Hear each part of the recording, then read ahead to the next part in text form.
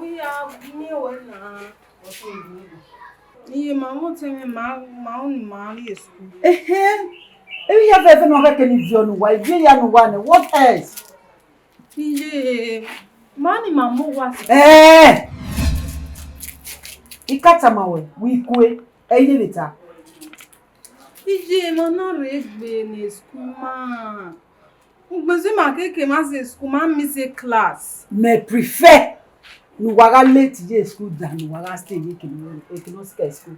Who that doya ekpita we agale no one yawo ario. Who do what? Na do kilidona. So I don't want. I don't want. Enita na edia, yeleta no de yeleta be na. Ima o nu wa mo wa school, wa ga ko wa mejo. That is what I want. Hello. I don't want to repeat myself again. Hello. Come back inside.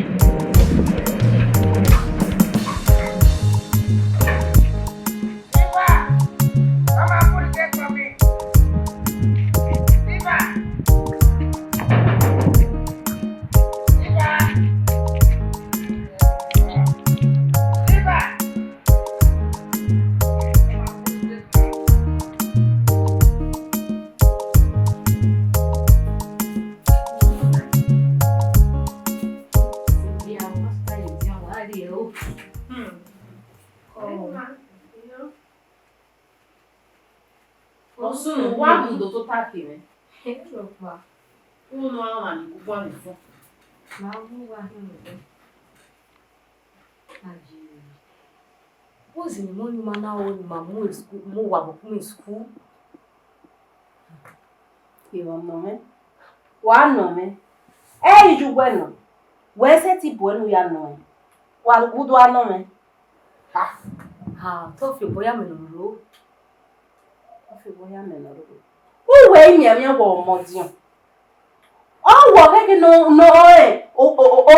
belle ni juela.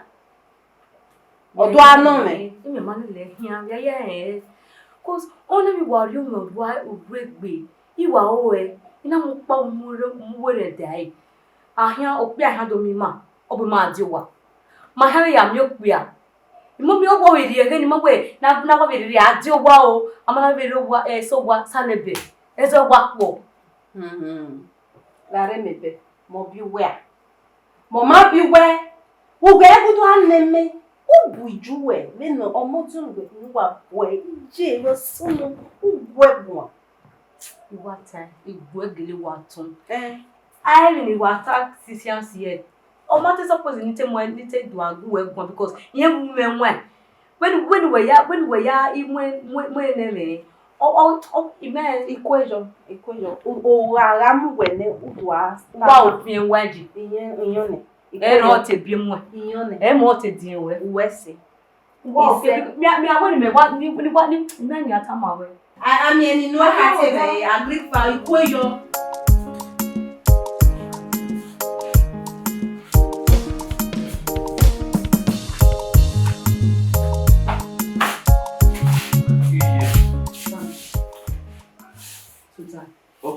But feel at home.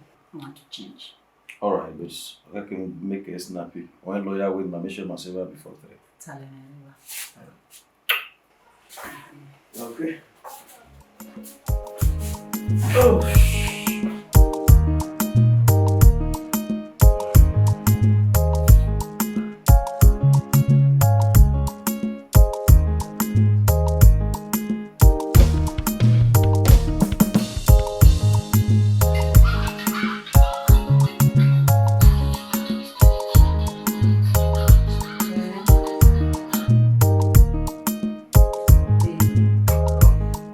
Bernard. Hey, echo. I don't know whether you're Nigerian no party, man. Now, where you don't want ya? I enjoy. We are here with them now.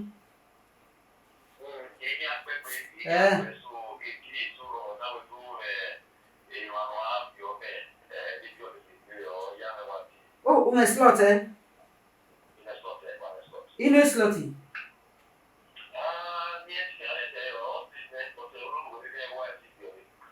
Talenero, I give you a feedback, please, for nothing 3 days time.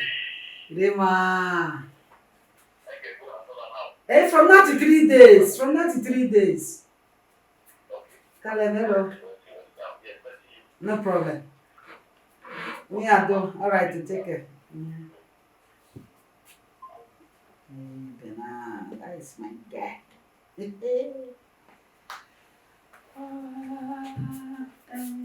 Mommy. Mommy, you receive a call. Oh, you receive a call. So we want to tell me. LJ. Mommy, Nene where we mayo. Where? Nene di ni viwale. Yon gugu waloma. Where how about me so nyoma? A slot e kai. Inu a slot on me. E kai makare ma. Mommy, slot your man no up. We mama ah. Tare. Ma begi eke. O janu te ja na ni e rundu wa e bi ariyo. Igo di kwana rundu wa mi. Ma begi eke. Ma be wa ni ma TV ahugo bi. Wa begi eke wa. O hana mo o ma ni se.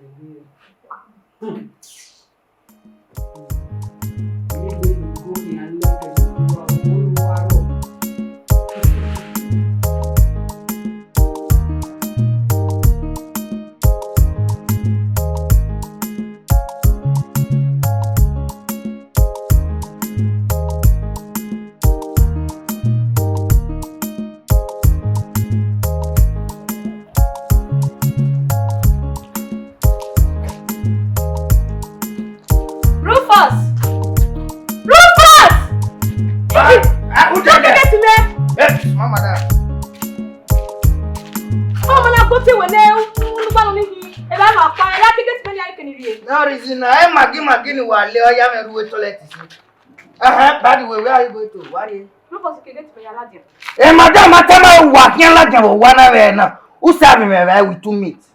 Madam, Matama, where? Yes or no? Lao, they madam only him. So, well, Maggie, okay, Madam, I'm one apart from Mama G. How many Madam will get for this house? The Benije make Guaji where ya hear van when they foresee. You may buy a Yadi van. The Benije Guaji.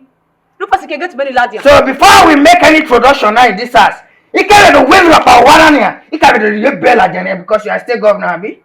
No person can get me. Ah, what? Baby, go inside now and serve me my food with 2 meat. Mudani walk college and anytime I will market get many lads and one. April Fool. No person can get me. Let them move ya. April Fool. Let them move one now. What's fire with me? Stop pushing me. What? You touch me, girl, you see the beast in me. You go rise up. You go pop out. Let me we walk. Nonsense. Small girl with small yash. Yeah. Do fast. Don't let. Push.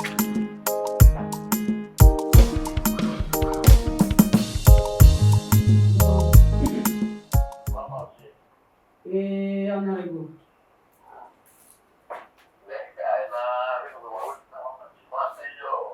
Yeah, you know.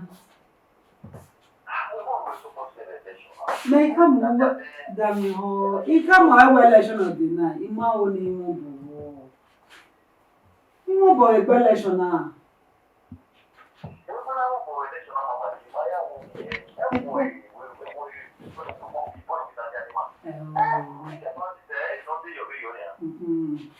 Ma de only the egbe ni wa so.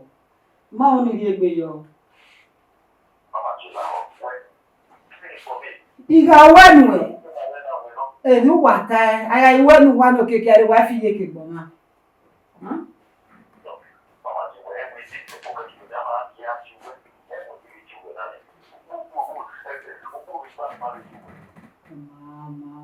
Mama, do we okay? What are we talking about?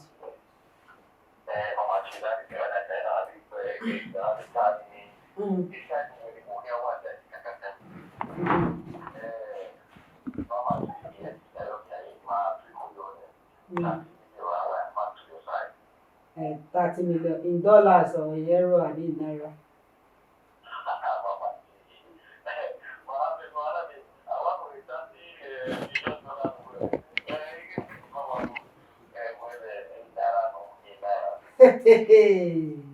We want to beg more with $30 million naira.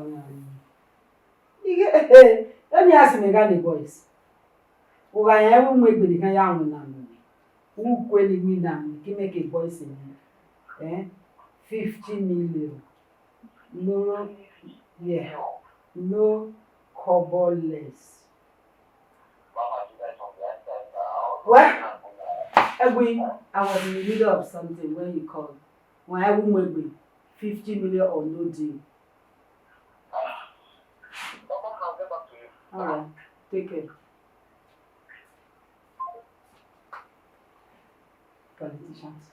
Why you know you talk you know who why I move why do I feel big bomber? Why would we borrow 50 million?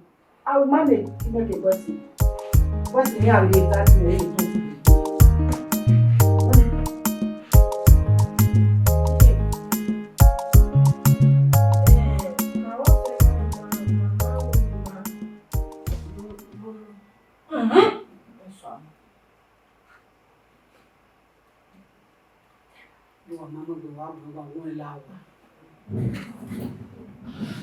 Bougez, bravo. Bougez la moudia. Bougez. La blue. Ana mi we. Even bia. Keke no. We dade wo wa we. Abe Ipata liziga ya fefe yan ehenya waji. Muze. Bunny cake at the Rihanna. Ijeri ko ni ma be pa iware. Awaiting day. Ijeri ko ni ma be pa iware. Only the ma we yes. Pasubini. Family vanille. Akoko do what do the of say one on. Bunny cake at the Rihanna. Wa on wa no say. Watu tasi hiyangu wako wa maye dede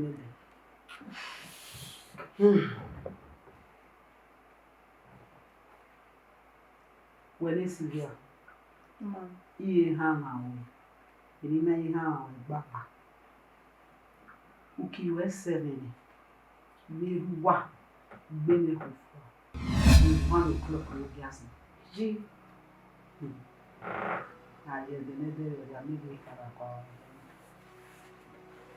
o ifilo na hekwa ina de gbe ahun ina de gbe ayin na aso do asan ni owo to ajaba fun yi ku yari re na be ni ameti bi na fi abuta ihe o da okere nda okisemi na do de kwa ni wa batali ni ami akote ande ní àwọn ẹgbẹ́ ìmọ̀ pa ìmọ̀ húnlé wọ́n da òkè sẹ́mẹ̀gbọ̀n ní ìmọ̀ húnlé má pàdé ọ̀pá yẹn ìgèrè nìjí ẹ̀ iná dàda ní ìmọ̀ mọ̀ ọ́ ní ìmọ̀ mẹ́sàn-án wíyá Igbe. No be any now.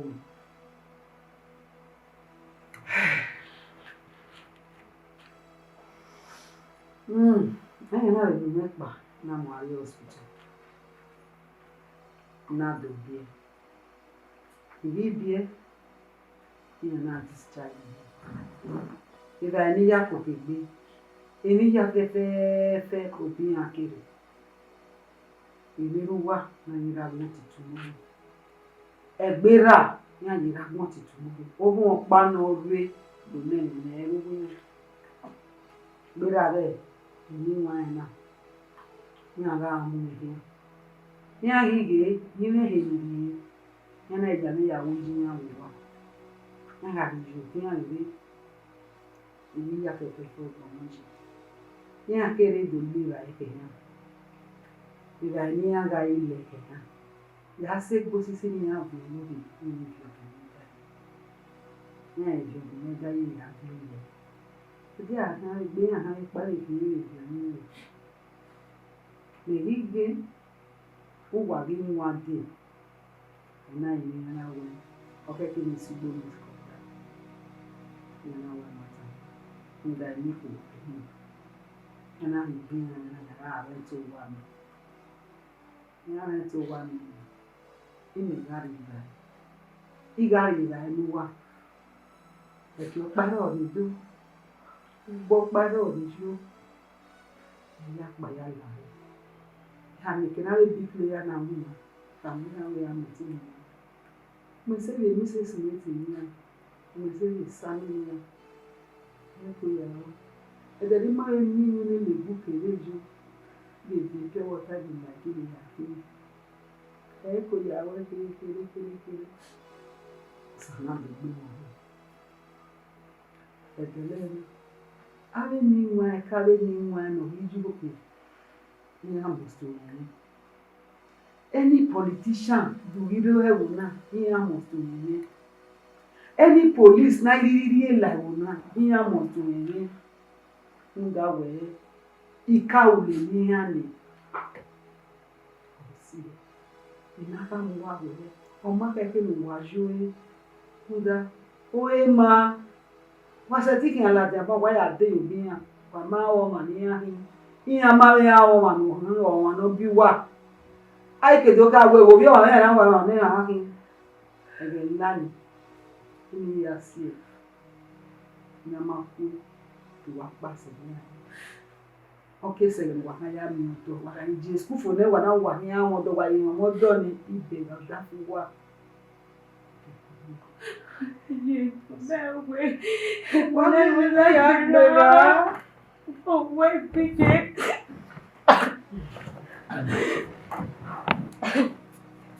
No, agree.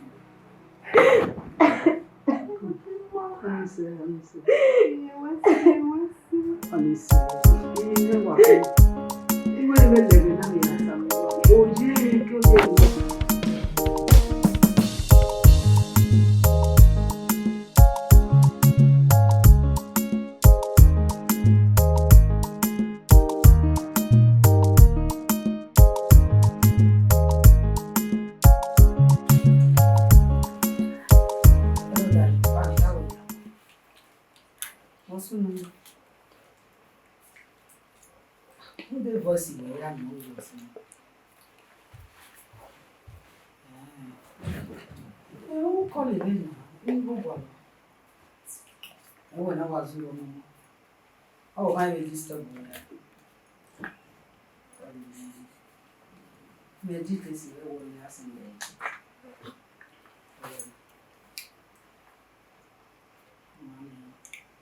Love you too.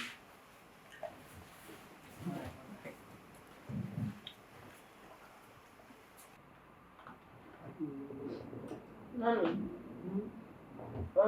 ni atama o.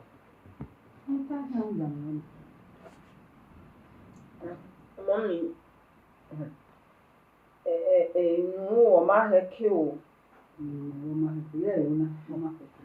Ale wa mi we wa le. Ìgbé ayé afẹ́fẹ́fẹ́ otagun na we frank no wo han da we o he zo se. no Frank ya di me. Maybe dear Frank. Na me Frank o we ya zo si. Me no gba ni here. Onye ni uno makeke. O maheke, maheke. Ni Frank ya di me. We no ko ni Frank. We no ko no je wo bi o ya. O lo le ki an. Obo ga yi no da o. Ni ha wo ha no da ni. Kaka bo wo ga no. So kuma mi ọkọ na ma go yen eno yi ma ni Frank ya kegbe eyi agbo yen o be ga wo ki ani ave call ya ni wa make na fe o gi me so receive call or to make call the Frank wa ja wo ki ani ya fe me ya ma wa ti me dele na we ade Lagos o ade Abuja e Frank call Frank ari e yan na o kan no ga 8 trillion sin ya han mu ni ya time i ko bo la hi wo Frank kiri e yo account.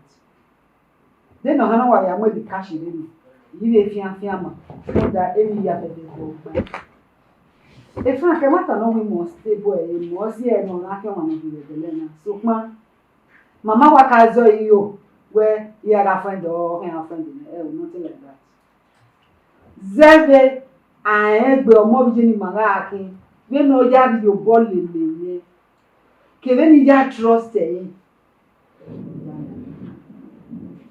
but friend you will win Joseph. Yes, always Joseph here. Ije, uwa tani uwa mume. Ije wo mai mi bia no je bugwe n'ụzọ se. Na eme Frank o we ya. Yeah. Nekwe na mo unnebi. Uri obi nekwe na mo. Ha? Ohun ma, o si o baba na. Yo wọn wa ga si. E Joseph o wa ohun we. E Frank na be ahun mi. We ga me ita me say Frank ya ye. Se di ata me Frank o no se ni. So kwa ye we e Frank me di se na ya ye. Won la wa. Yo na mi no gba o. La wa. Na mi no gba. La ba lu jo wa si we. Be o Ina ni we ko. Bo me ade we se Frank ya ye. Ono ri go me.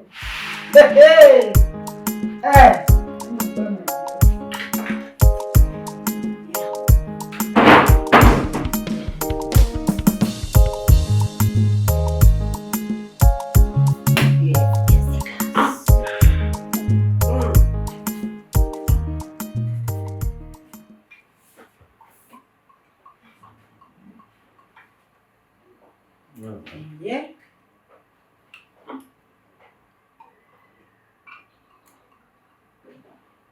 As the man of the house. Yes, sir. How can I help you, sir? Ma after my video.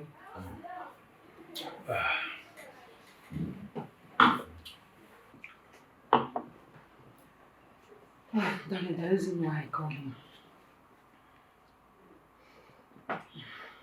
Now there's no problem. There's no problem, but about that I was saying now we need to seek for your opinion. Remember? The children, now we are more was in school. Though a time I will help we mark you, but I want to hear from you first. Well, if you ask me, a bad idea. I'll be my dear, I'm a wasp of Moscow. What do easy their movement? The day we are school in our due by stressing of one on the eye. And was here we are missing a lecture because I'm married. But when I love me, when noise will be run. I know, but then yeah, you would a doctor. I went when you are a key, you do wear the 2 hour done. So let them go out again and they used to it. But the only advice in the advice of where my way ballad. I have got to pay you. I pay you, then they can move in. So that the way mighty you are maybe you. At least on a daily basis or once in 2 days, I will check in and giving you the affair. Okay, let's see. And that's it, whatever. Whatever. Take care, sweet.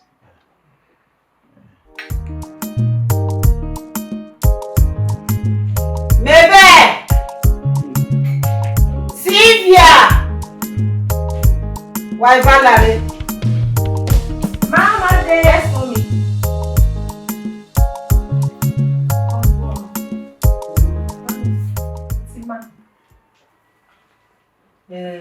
Sylvia, why come on, was school. Hey, on what condition? What is the condition? A frank or can why I want one. I'm not coming, mommy. Oh, no, where? Tell but that Frank, you know. So far, where? Mommy accommodation. You know, only I go work by J school, you do a late, you do a miss class. Oh, remember me quick. Oh, very frank or have my hand, we quick. About me good one. What's here? Emi ya frank. You go marry your husband.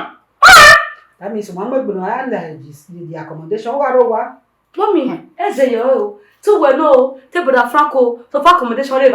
Or my can was where rock way now. Where but that Frank. Oh, that brother Frank, you know, we make quick. Who said the why? Who just You quick. Money well Sylvia. Mommy. Me wa go gbasi Mommy see I love you. E won go kan po pe lawo mommy. Tell but that Frank no well no. He me accept it me be go. Ni na ko wa do ami se ni na ko wa je school na mi se lecture mi lawo we deze yo yi. that well no? Mommy we see. That well no? Mommy we see. Oh my god.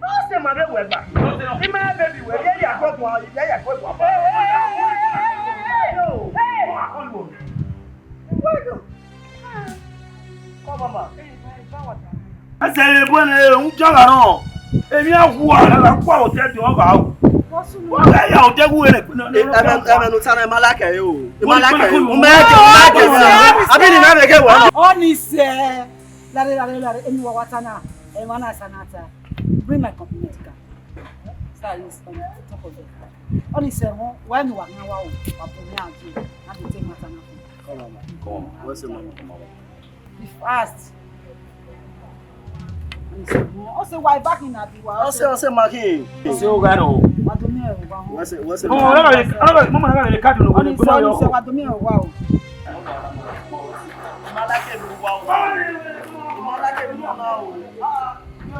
What's the matter with back? You are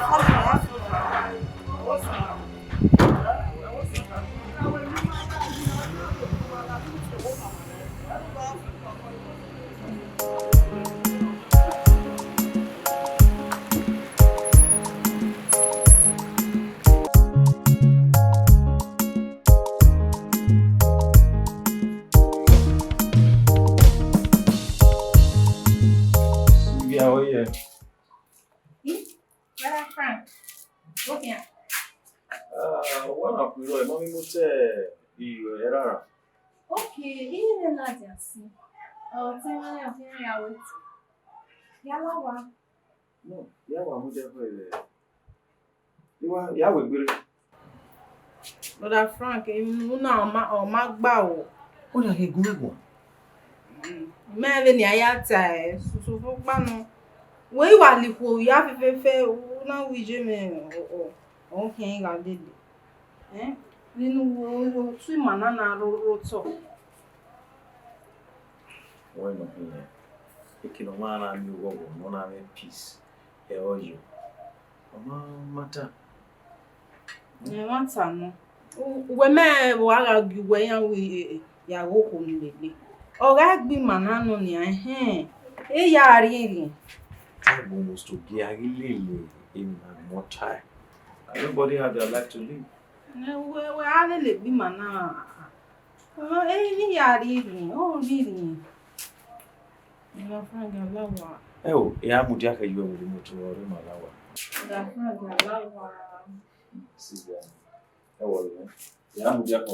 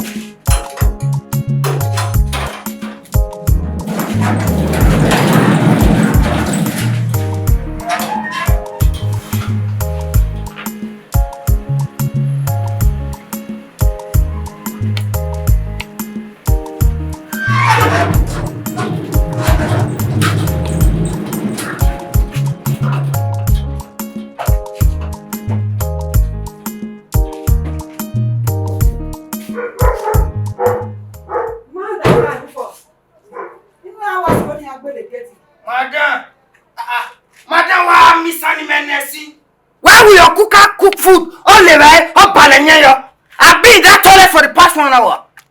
Rufus. Madam. Egbe nuna wa de gbe were rio. If your salary were. Now there you know say my ogun dey hot. Because I know how me talk. Because I know how me talk. I don't want me fair tax. You move 1 naira for my salary. Now there you know say my ogun dey hot. That bounce away to follow you go fair fall like a dead man. Boy body. Rubbish. Okay, I don't know. What's it? Ne, e mama na when I don't mean. We're sure not clear. And no when I don't mean now. We're sure to have you my area single now. They may well. Me wow. Gumere look how Oma we you bonima. Ama evi si vage na be akunu ola wi yo bonima. Awe na ole yo lere ne bitosh. Wọ́n ta babu we gbe kwere. Ibu ode na ni ma siba wa wogi awe ya mu bitosh. Oni okawo. Okpo giver. Luwe na temari weri asigo. Usero maruwa ona ya sutora. We buse na ma wowe. E buse na ma wowe a. Mwe e no ya mete me na. Ona we yari yo bonima. No problem. But all the name matter no run me o bugwe. Eti woman na mama on ede. We sure to all di ma yari asigo. Oni me o bugwe. David no iru wagbuna yari asigo. Wenu segba ogba yeki funana wa iru wagbuna yari asigo. Ubu onu e pa yusere areba. Ubi son ami wa. Do you be taverio? No problem. Ogugwe meji na. La o wan ege me gwa le mi re mi. Lu yi wa nwai. Ogugwe meji na. Whether we me ajo gwa ri me ma ya ta tenu we. Be tu we pa o me ya wo we. Wa do lo gbe yi. Ga gwa be ni ana wa we je na no ri e ba e me wa me gbe me. We met a little love away now. What message yes? Honorable Magunpa. Oh, why was the office? What this sounds here now? You were honorable. Honorable Moja, no. Organo. Well, 40 million Maria. I thought the 50 million. Wow, it's a done deal. Yes. How do we go about it? Wait, imagine. What will if this were casting Politics. Any of your boys na Cavallo, I love. So where do you go? Me as of you not by sa. You may link is by sa. Are you sure? Yes. Aviare. I viare a lodging. Okay. A lodging then or a night to election. I lie you. Okay. I lie you. I deliver. Where you will at so the amount of Mama G. Men of here me, I bossy am here me, may tie Frankie me, more your women, so that Anna many of them they cannot even bring your name out. Hey, that is my darling, hey, master planner. Uwadiae. Then Mikey will 20 million within a Hallelujah 24. I mean, die. Hallelujah 24, my Oh, exactly. We're in a boss here. I bought the champagne. I am with a fireman with.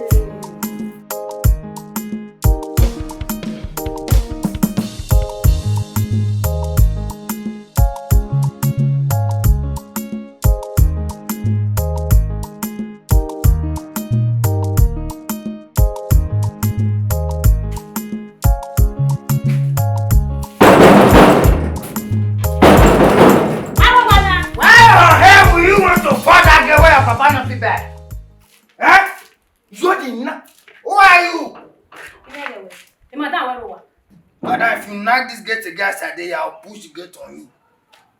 Kekume. Hey, boy, there. Who you dey look for this house? Kekume that from Egwalo. You pull your husband for here? Where's your body pass? Give me your body pass. Because if you want to come and see my madam, we get government gate pass. Where? Oda fun me, o yo jaya mi me. Yeah, we will la wa ni me, yeah me madam we. We dey what me at body party. Your husband dey this house. You man we. Madam, don't waste my time. What is the name of your husband? Give me your gate pass. A gate pass. Oma, a Frank or any. Who is you dey look for? Frank. So Frank don't marry this kind of beautiful wife. I shall go. Come in. So now you be Frank wife. Come in, madam. You're welcome.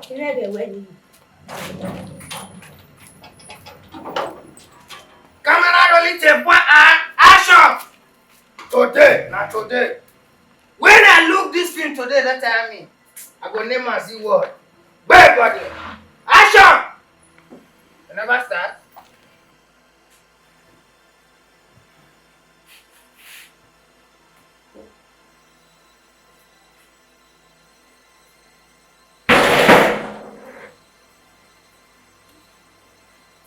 Larry, where Mama G, Abi, that will be.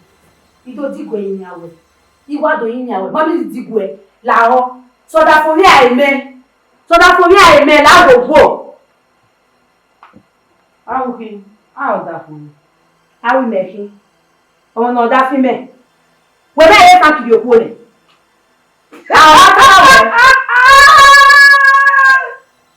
He was working Frank.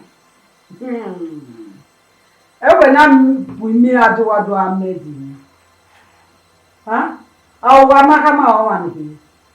Hey, if I can do a different way, or you better was a learner, you know. You go me. More you know, I will manage you. Who do you like the learner?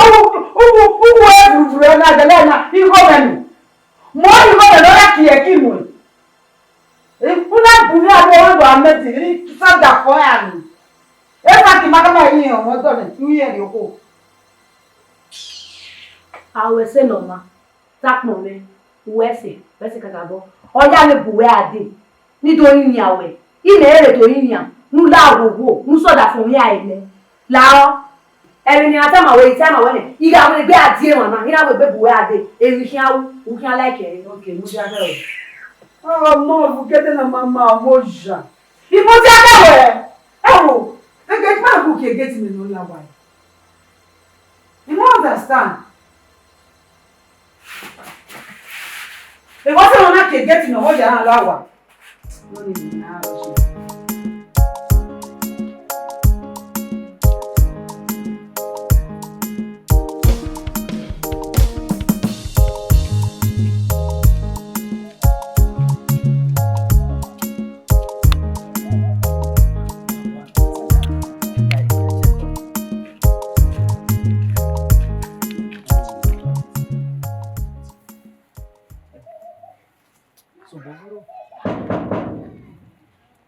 sway.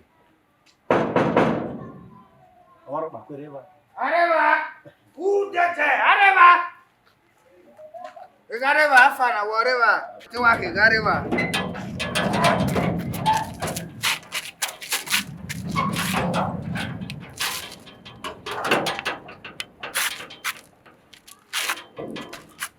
Jawan wa golai. Abura be wa o. Domo. Aba magwale madam. Wa wasema magwale madam. Ere awa. Madam ri appointment. Mama mo gbe. Welare. Lare.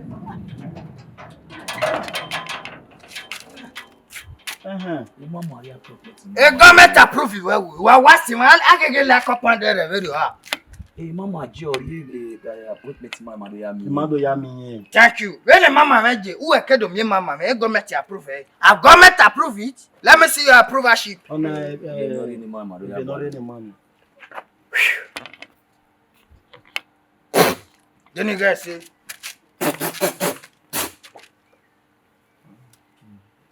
Dai. Ona government approve. Licha. So kwapa na wa mujani ano Idegbede 2 feet away from this gate. Why that say 2 feet away from this gate? Oma wejore. No wa jawe ready now. Oye na mani ka lead the Boko Haram. Oye na mani lead the Boko Haram. Awu po wana be fi wani gbe mo ko ye gate ye. We mi owa. Mama wa bona. Mama bona. Mi owa no boy musumusu no do fi no gbe ma gba na ye gate. Egbe ma ko nana. We ma be no ya behave. Abura you no mo mari na focus yo.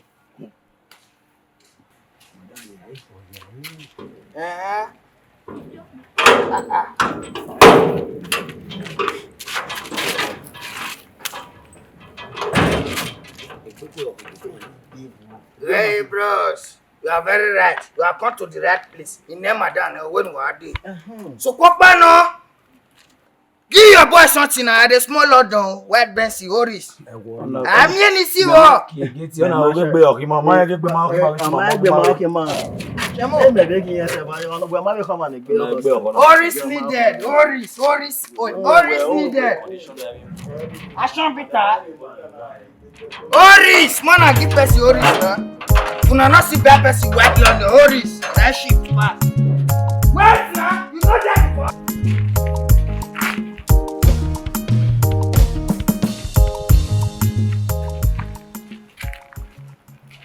Na me na ke ko mi si. Se mo bi wa. Pele kere. No sa ba bi ko se ise. Se ba ke wa ma. Ise. Zebi ni me wa be ge na. Mama na. O ma ko ko no ro wodo. Ge, de we ni me wa ge na. Ye ya fi awo no. O wa de yo be ni wa ta. Wa kalo Bora la wo lo fi awo yo. Ndu ya mu yo bo o ni Maria. Yo boro pero no muria. Eri ami ropa. Eri ami ropa. Gay. O wa de yo. Be ni me wa o na wo ke do aye pi o gi me. Wa gbe mi ya. Me wa we nu we. E no na. Ni we. Yes na. Mu we. Mo wa si o mi e do ri ayo bo na wa. Eri ropa eri ya. Itama we na. Eri ya ge. Wa Maria wa we akwa no. Eri ya. Know your way not because.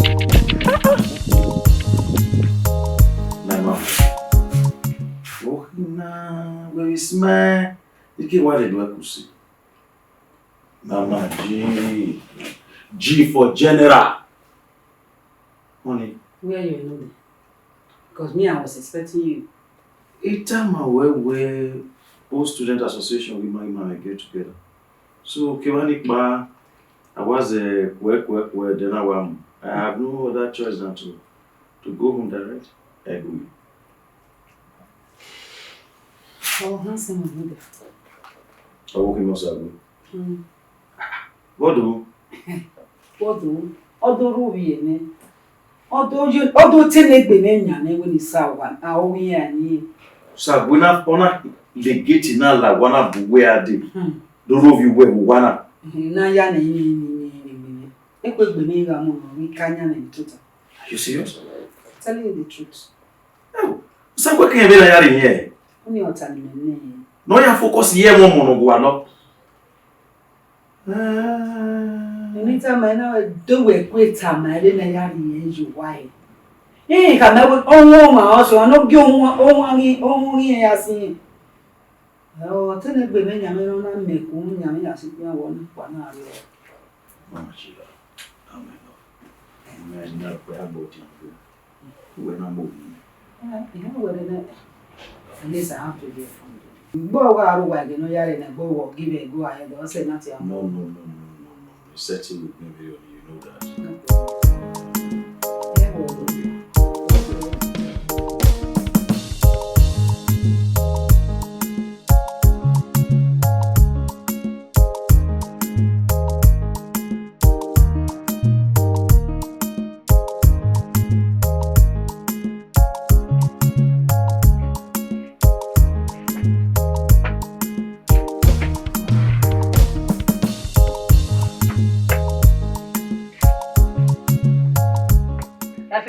What do you call you? do? You give no be adenu na pa woman why you like? Call you. La we buji now. Imagbalama. La so ta ya ti go we go. E o ta gun megun. No be egwa ade na. Make you wo ho a. Onu ho pa ni memu yo to na we gun mewe a. E wa ri se. Ma ba e osapa ma ki ga me mo ame be dopa. Oko no ga fi moto gbera ona ise to ima. O ikepa ogweni ma do mi yen. E ba ni mekede na. E ba we kede na. Yes. E den wa me ni osapa ma ga na mo we ka mi me we so wa. Oje. E bi no ko bo je bo ka e. Owe ti yari yobo ni ma ye. Ona ku yobo. O me ka me mo. E tu bi ali no we di yobo no ari ni ma. Di si mu na no mu gbo be bo na. O me kina na we e pure water. E government worker no. Iye mu na bi se wa ma we to ori gwa yin na. Di ku wa be si me la dia. E fi di me le. E ma je e di gwa mo ohun ade ki. E ma gwa je. E ma igbera ma. Nera ya wu. Uhun ba wan do ti won sade a. E we ni me gbo gbo se wu won. La gbogbo.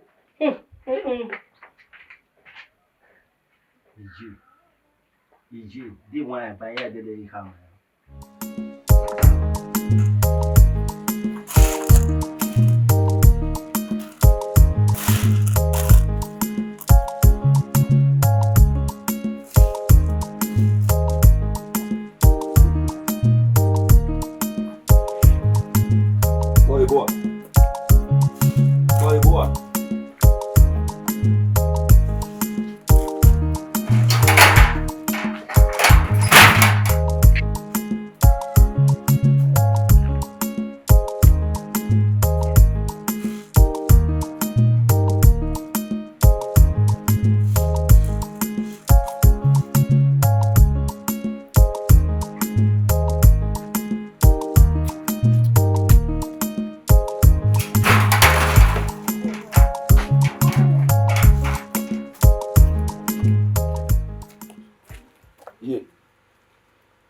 Iye mi ro pare le wa. Mi ro paru ko ni. Mi ro paru ko ni. Wọ́n ṣe we mara mu ko ni. Wọ́n le mi ro pa na ro. O mu ko ni yan. Iye we ba ro paru ko ni. E ba ru ko ni. Ero. Iye, benu we pa no gbe no gbogbo pa de, yeri me pa. E ba ga ru ko ni. E ke me be jo na me na be mi nu na ali na. Ona. We na do ro. We ri we akoko me wona gwi me adagbona. Iya, me be ko ku gwe ne. O gbe be se no no ma be ke ke nu do ro enu gi ande na. Oni me mo no. We bi me adagbona. We ara we ale we e ba na ayo akutana na. Iya, me ma be si. We ma dem ne ki ye ne be kisin. Me dem ye ki ni seki. Igele de we me ki ni o ba ni me. Wo se we ma na be gwa lo de. Ya me ya de. Wo we no ya me ya de. Le nu gwe je na. Uga gwa ya ni ago wa me gwe. Umu di ana re na. Na amwejire. Ba wo ari ba. Ona we ale ba sona. Ona. Upa ya mu yoto o. Ade na do ro e. Ya mke o.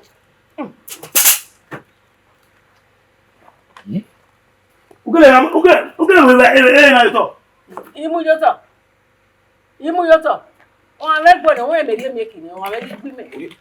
Wewe wewe bila yako kimego wewe pia bila gbona wewe. Wana no wana pia wa yugu sena. Wewe mnene ni wewe no rede ni rugi aga na no yaga. Wewe rugi aro. Eti muri akora no mikira re. Ga. Mario boja mero. Mo.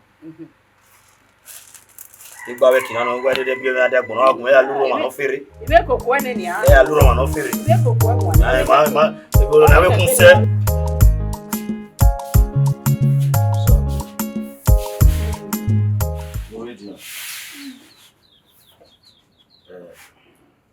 Mama jitama owo ni owo yen gbogbo yen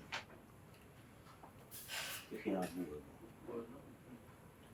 mama ji no me ni o me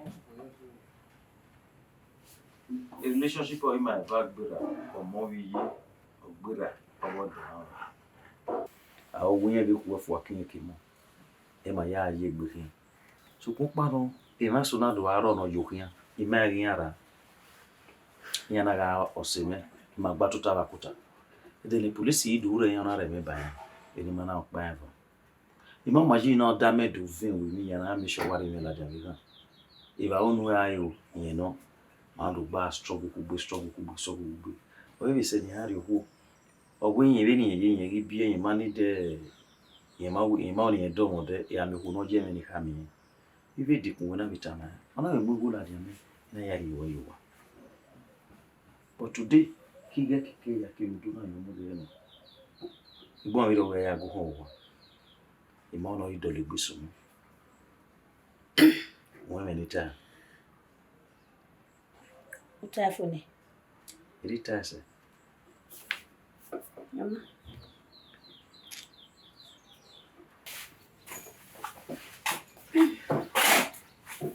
Ma wo se na ngaje seja. Eveni atama ne. Agbe bo se wa ni no mi o ti kere.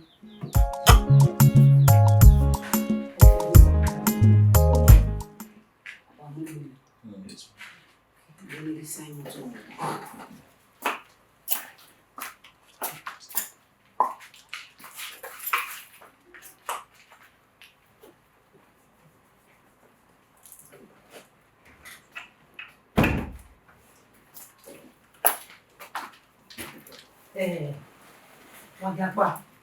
Na mina. Bo awa se wa ni. Owo ni wa se mo wa le ni gba. So wa mo gbo wa re. Opa no wa se wa. Wa ge mi ne ke mi wa ye. Wa ature ke mi wa le. Wa ikole be no mo ke na so to. Mama. Come on.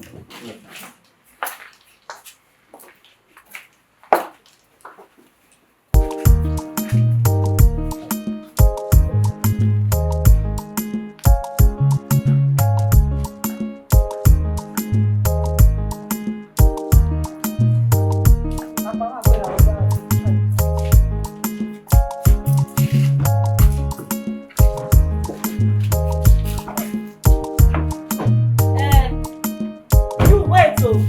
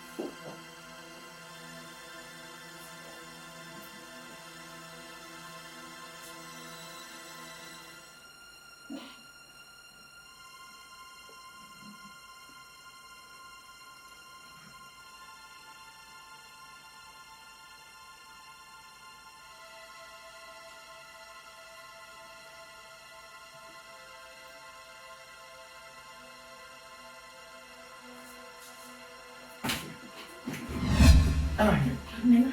Sylvia. No. Sylvia, for me. No. How are you? No. You are baby. No. Nha đục bà luôn à? No, get Eh? it in. No. Will you stop it? No. You okay? Will you? You okay? Yeah, Bobby. You Bobby. Frank. You stop boy no đi yo. You boy yo. Stop it. Frank. Em bị gì nữa? Đi trên này nha đục bà luôn à? What? What are you? No. Oh, You okay? You boy. what's the name? I'll slap you now. No. Boy. How can I Boy not? cái khả nào? Lari.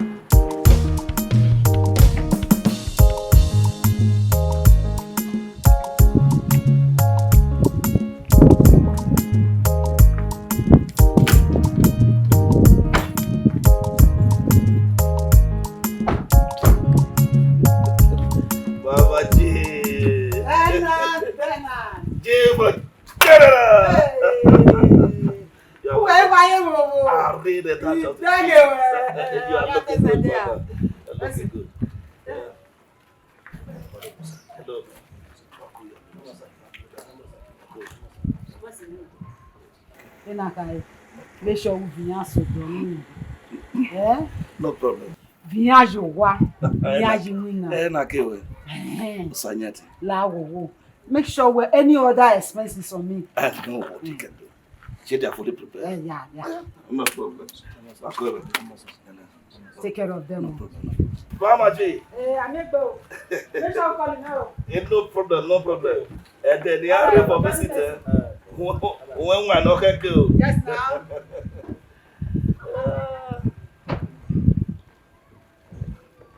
Think it's better. Just go like this. Look like that.